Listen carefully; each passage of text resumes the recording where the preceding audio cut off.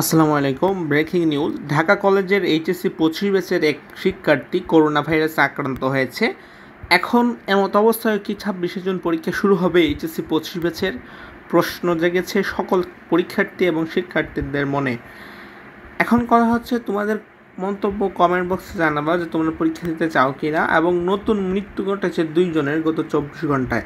So এই বিষয়টা আমাদেরকে বুঝতে হবে। এটা হচ্ছে করোনা ভাইরাসের রিপোর্ট। ওর বয়স হচ্ছে 18, মেল এবং ঢাকা কলেজ, এবং ল্যাব নেম হচ্ছে এই লেভেল পরীক্ষা করা হয়েছে, এবং টেস্ট মেথড এটা রেজাল্টেড হচ্ছে 1/6/2025, এবং রেজাল্ট আসছে এখানে দেখো, তুমি যদি লক্ষ্য করো পজিটিভ আসছে রেজাল্ট, মানে করোনা ভাইরাস পজিটিভ।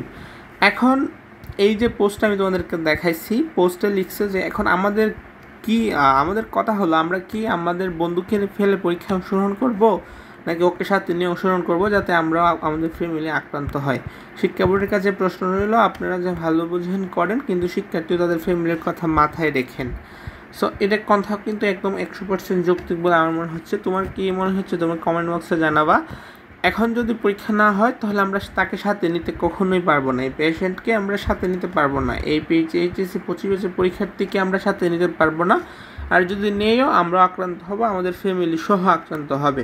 এবং দিন দিন করোনা ভাইরাস যেভাবে ছড়িয়ে যাচ্ছে, আমরা গতকালকে দেখেছি 15 জন, আজকে নতুন আক্রান্ত হয়েছে আবার আরও বেশি, আজকে আবার মৃত্যুও হয়েছে, সেটা আমি তোমাদেরকে জানাবো ভিডিওর শেষে। সো এর মতো অবস্থায় যদি এইচএসসি 25 পরীক্ষা হয়, একটা বোর্ড পরীক্ষা মানে তোমরা সকলেই বুঝতে পারছো হিউজ একটা গ্যাদারিং।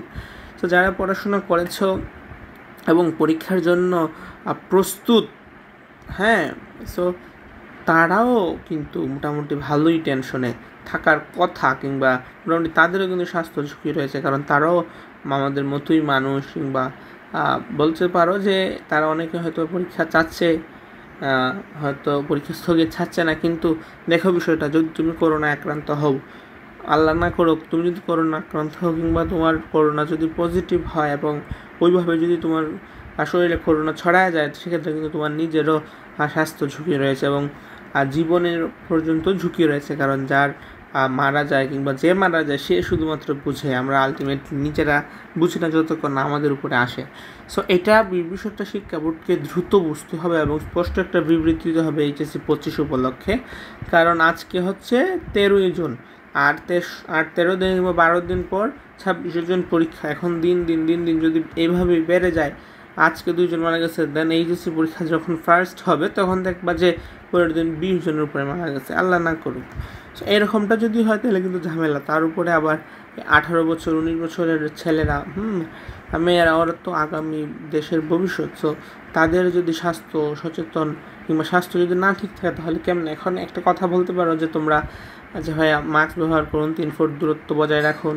সো এইগুলো করে কী হবে বলো তো? কারণ যখন আমরা রাস্তা দিয়ে যখন আমরা বাসা থেকে বের হব, বাসে যাব, অনেক মানুষ থাকে। স্পেশালি যদি ঢাকার কথা বলি, ঢাকার লোকাল বাসগুলোতে একদম পুরাই কী হয়ে যায়, প্রচুর গ্যাদারিং, টিচার, স্টুডেন্টস, তারপর হচ্ছে তোমার মানে সবাই মানে একসাথে। সো এইভাবে কথা বলে আলটিমেটলি আমার মনে হয় না 3 ফুট দূরত্ব, মাস্ক, এগুলো বলে লাভ আছে। পরীক্ষা যদি হয়, রুমে যে ঢুকবে, পরীক্ষা হলে যে ঢুকবে, তার আগেই তো সব হয়ে যাবে, মানে ছড়ায় যাবে। কারণ 3 ফুট দূরত্ব তখন তারা মেনটেন করবে, জীবনেও না।